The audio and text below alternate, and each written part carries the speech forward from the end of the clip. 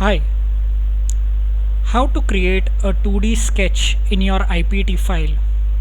So first you need to open your part file or IPT file from the project. As you can see, I had mentioned earlier, you can pick your project from here, choose the part.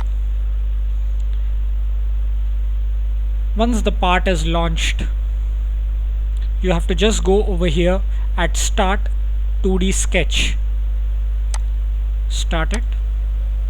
You have to pick a plane. You can pick up any plane as per your requirement. I usually pick the XZ plane. You will notice a sketch panel that gets enabled over here on the top. You can create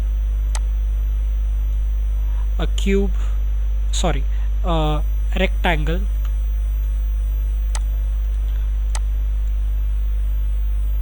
a circle, my bad. Yeah, so you can create whatever kind of shapes you're looking for. You can even modify them, but that is for the next time. So yeah, that's it.